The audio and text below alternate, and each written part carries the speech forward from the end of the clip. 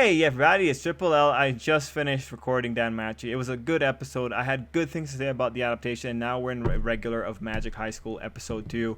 So since I was talking about adaptations in Dan Machi, let's talk about Irregular. As an anime-only viewer right now, how did I feel about Irregular of Magic High School second episode? Because the first episode I felt was super rushed. I think yeah, I think there were a lot of transitions around the episode. I think there was enough reason to say it was rushed. How do I feel about episode 2? I think it's much better. I think episode 2 slows down the pace a little bit, and there's less jumps across time periods, such that it feels like a much better watch. Also in this episode, we have significantly less Lena and more of Sirius. So I think that also helps me just feel a little bit better about the character, because she, look, I'm not saying she's not competent when it comes to fighting. She's totally competent when it comes to fighting. I just think she's an attack dog. I don't think she's much beyond an attack dog right now, but I hope to be proven wrong. Anyway, when you come into this episode, I have a few top moments, and we'll talk about the episode. But what I want to say is, like, I did have a bit of a trouble getting exciting moments for the episode, and the reason for that is they slowed it down, and it also ends up being a significant setup episode. When you look at this episode, there's no way to say that we're not still in the setup phase, and there were the two scenes that really show me that we're in the setup phase are the first scene where Tatsuya is talking with his buddies in the classroom, because that was a very slice of life scene, which is just a bunch of kids talking about recent events and starting to play Scooby-Doo. And then you have this scene in the hospital, which is a continuation of those events, when you have Mikihiko just coming back and following up on that topic he started. That's definitely what tells me we're in the setup phase. So let's just get into the top moments so that we can just go through the video. First off, my first top moment, the talk with the villains as they were about to be captured by the American forces. This is where I kind of started here. So this was just cool. I feel like in general the talks between the villains are cool because it gives us an idea of what they're doing.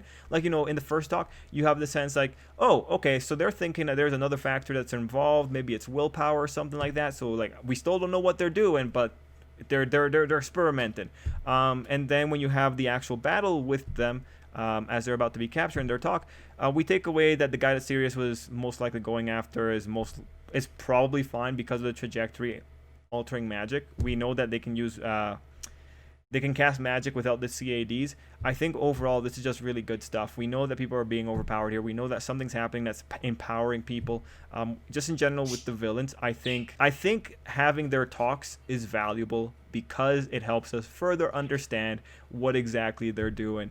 My next top moment was, of course, Leo versus the Parasite. He also saw Sirius, so that I think will be a good detail if he shares it to Tatsuya. But like, really, Leo fighting the Parasite, it reveals a lot to the viewers. We get to see Leo be really cool. We get to see him attack. We get to see him survive an attack.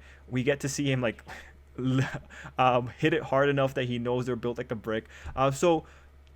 This is just a really cool moment in just seeing that minor characters or like the side characters get to do cool stuff. And that follows through in the third moment, Leo and the gang at the hospital. So this is great because this is what gives Tatsuya the biggest amount of information. This isn't just simply kids speculating. This is them actually getting stuff that they can act on.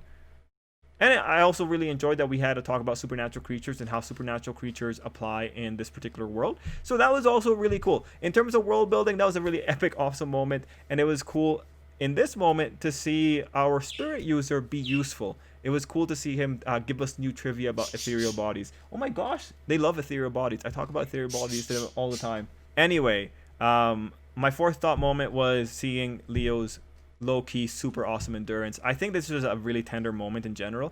I liked seeing that he was putting on the tough act. I liked that it caught back to what Mickey was saying. I hope that's his name, Mickey. You know what, let me go very quickly and see. Mikihiko? I think it's pretty, I'm pretty sure it's Mikihiko. Oh good, thank God I got it. Anyway, it was cool to see that what Mikihiko said about Leo's energy actually has some weight. And it was cool to see that the guy was just doing his best. Honestly, again, getting accolades for characters and having characters be useful, you know, having characters be able to give Tatsuya information because of their own unique abilities, that's awesome. That's always awesome. It's always awesome to see that. That's great balancing of a really overpowered character like Tatsuya. You know, you have to appreciate it when you see it, because there's so many other stories that wouldn't give characters this level of respect. Speaking of respect, we go into the other person who's having a significant plot line here, Erica. Erica choosing to get involved for Leo's sake, I think was a really somber moment. I like the two characters together. I've always loved them together. It's cool to see it here. It's cool to see her get determined. It is a cool moment. Next up, finally, the alliance between Sasagawa and Jumonji.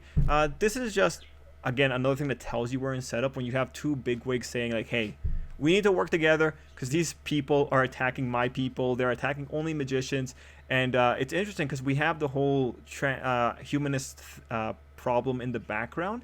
So it's really interesting that we still have this very political, or this very significant cultural movement that kind of overshadows all this. And through that conversation, we also found out that there's more students of the U.S. in the area. So that's really good, because at least the U.S. tried to make things a little bit harder to spot. At least they didn't make it obvious. At least they hid Sirius within a crowd of sheep. But yeah, overall, I think we got super good information.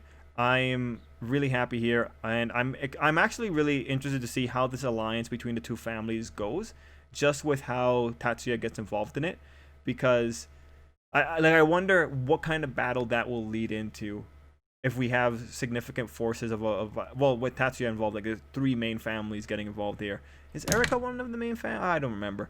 Anyway, overall, cool stuff for Irregular Magic High School. I think a much better episode, much better paced episode than last week. And I think overall much more solid. But I think that's because they were just doing the groundwork for the episode. So when you're doing that, it's easier to be a lot more solid. Anyway, everyone, let me know what you thought down below. I don't got much more to say here. I think it was a solid episode. Until next time, I hope you have an absolutely great day. I am losing my voice. Oh, all right. Yeah. See ya.